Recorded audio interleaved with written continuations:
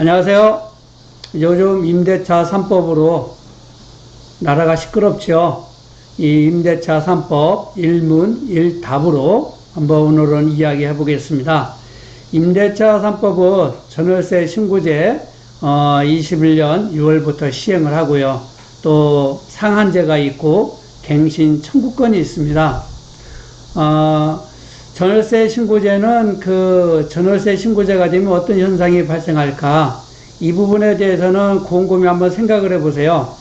이제 우리가 전세를 얻든, 월세를 얻든, 또 본인이 월세를 살든, 이제 전부 다 신고가 된다라고 그러면 모든 개개인의 그 자산이 다 이제 노출이 되게끔 되어 있습니다. 그렇게 되면 어떻게 될까요? 이제 이 세금이 다 부과될 거라고 보시면 되겠지요.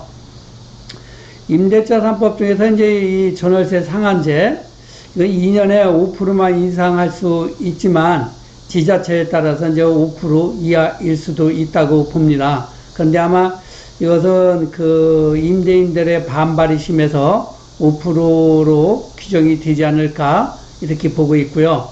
그리고 의문점 첫 번째가 현재 한 곳에서 한 6년 정도 살았어요. 근데 만기 시점이 한 10월 2일이랴. 그러면 이거를 우리가 계약 갱신 청구권을 할 수 있는가 없는가? 이거는 소급 적용이 되기 때문에 계약 청구권을 할 수 있다라고 보시면 됩니다. 그리고 다음에는 이제 21년 10월 1일이 만기인데 임대인이 재계약을 하지 않겠다고 할 때 연장 계약이 가능한가? 이건 가능합니다. 어떤 경우에 임대차 3법 시행 기준일 1개월 이상이 남아있다면 연장 계약을 할 수가 있습니다. 단 임차인은 1개월 이전에 임대인에게 연장 계약한다는 통보를 했어야만 하는 것이고요. 또 임대인이 거부할 수 있는 조건은 무엇인가? 여기서 임대인이 직계 가족, 직계 비속 입주를 한다 하면 연장 계약을 거부할 수가 있습니다. 다음에는 임대인이 임차인에게 해지 통보 내용 증명을 보냈을 경우 효력은 어떠한가? 요즘에 이 임대인들이 임대차 3법에 계속 오르내리고 할 때 임차인들에게 계약 해지 통보를 보낸 분들이 많이 있습니다. 그런데 이 내용 증명을 보내놓고 임대차 3법이 통과되기 전에 새로운 임차인과 계약을 했다 그러면 이거는 청구권을 할 수가 없는 상황인데요. 임대차 3법 시행 1개월 이상 계약 기간이 남아있다면 내용 증명 효력은 없고 연장 계약할 수가 있습니다. 만약 임대차 3법 시행 이전에 전세보증금 임상하기로 하고 연장 계약을 할 경우 약속했다 하더라도 임차인은 5%만 올려주어도 됩니다. 이게 단입니다. 계약서 작성 시에는 불가하다 합니다. 또 임대차 3법 시행 전에 계약 해지 통보하고 다른 임차인과 계약을 했을 시, 이건 좀 전에 제가 말씀드렸죠. 이런 경우에는 계약 갱신 청구권이 없습니다. 그리고 전세 만료 시점에서 임대인이 집을 다른 사람에게 매매를 했을 경우 아마 이제 이런 경우가 많이 일어날 겁니다. 현재 이제 만료 시점에서 집을 매매를 하려고 하는 분들이 많이 있기 때문이죠. 만약 이런 때 매수인이 입주를 한다고 했을 경우에는 계약 갱신 청구권을 할 수가 없죠. 기존 임차인이. 또 만약에 매수인이 입주를 하지 않고 다른 사람에게 임대를 주었을 경우에는 전 임차인은 손해배상 청구권을 할 수가 있습니다. 단 매수인, 직계 가족이나 직계 비속 이제 입주를 하는 때에는 청구권이 없다고 보셔야 되고요.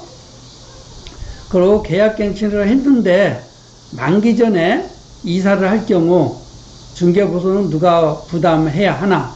요거는 이제 임대인이 부담을 하게 됩니다. 단이 이제 지금도 보면 그 묵시적으로 그 계약이 연장되었을 때는 임대인이 부담을 하고 있는 상황이죠. 요거하고 아마 그 같은 상황이라고 보시면 될 것 같습니다. 그리고 임대인이 계약 갱신 청구권을 거절할 수 있는 경우는 어떤 경우가 있을까? 임대인이 직계 존속과 직계 비속이 거주할 경우에는 그 청구권을 거부할 수가 있는데 단 2년을 거주해야 됩니다. 이때 임차인은 거주 사유 증명서를 요구할 수가 있습니다. 만약에 이제 아까도 이제 말씀드렸지만 이게 직계 존속은 부모나 그 할아버지 할머니죠. 그리고 직계 비속은 아들, 딸, 손자, 증손자까지 연결이 되는 것입니다. 아마 이제 이런 경우가 많이 있을 겁니다. 이제 가족들이 들어와서 2년 거주해 놓고 뭐 전세 계약을 안 하고 이렇게 비워놓는 집도 있고, 아니면 현재 이제 이 집을 비워놓고 매매를 하는 경우도 많이 발생을 하게 될 것입니다. 이렇게 되면 이에 따른 부작용이 얼마만큼 많을 것인지 참 걱정이 되긴 되네요. 그리고 임대인이 입주한다 하고 다른 임차인이 입주했을 경우에는 임차인은 임대인에게 손해배상을 청구할 수가 있고, 청구 금액은 3개월치 월세 또는 전세는 기준금리로 월세로 환산한 금액을 그 청구할 수가 있는데, 이 청구 금액이 그 만약에 전세가 예를 들어서 5억의 전세로 살고 있는데 이분이 6억의 전세를 놨다, 임대인이. 그랬을 경우에는 그 인상분의 2배를 청구할 수가 있다고 합니다. 그리고 이제 이런 그 월세 환산 방법, 이런 것들은 렌트홈에 들어가면 계산 방법이 잘 갖춰져 있기 때문에 아마 활용하시면 될 것 같고요. 그리고 임대인이 계약갱신 청구 거절 후 집을 비운 상태에서 매매를 했을 시에는 이때는 제3자에게 그 임대를 놓지 않았기 때문에 손해배상 대상이 아닙니다.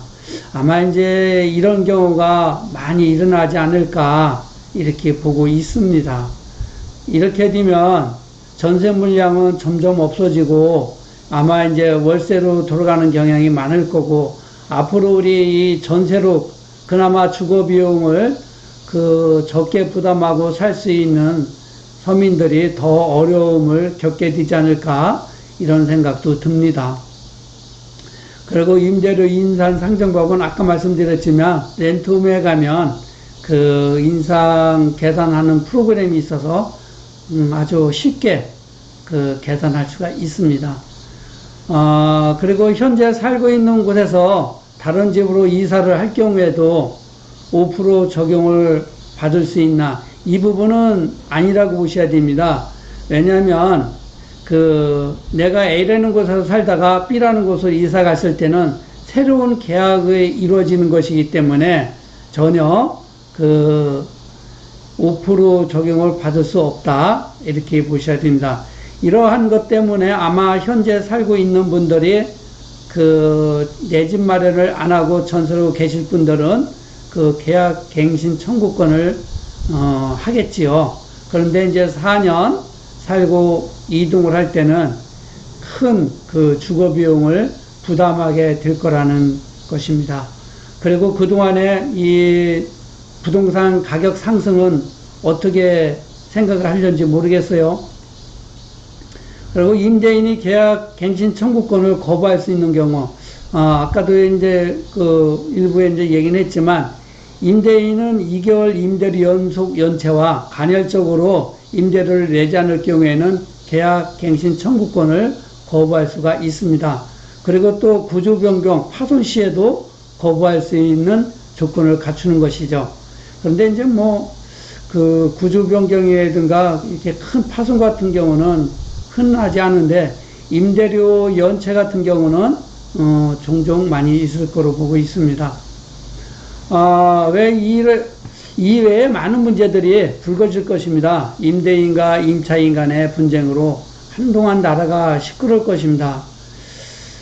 그런데 이러한 임대차 3법이 임차인이나 임대인에게 좋은 것은 아니고 오히려 임차인에게 더 어려운 숙제를 만들어주고 있는 것이 아닌가 저는 이렇게 보고 있습니다.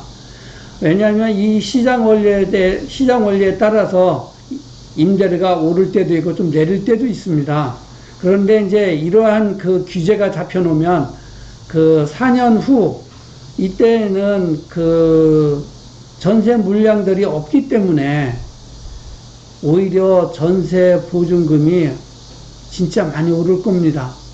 앞으로 그리고 또 이 전세 그 물량이 없어지고 아마 월세로 많이 전환이 되지 않을까 이렇게 보고 있습니다.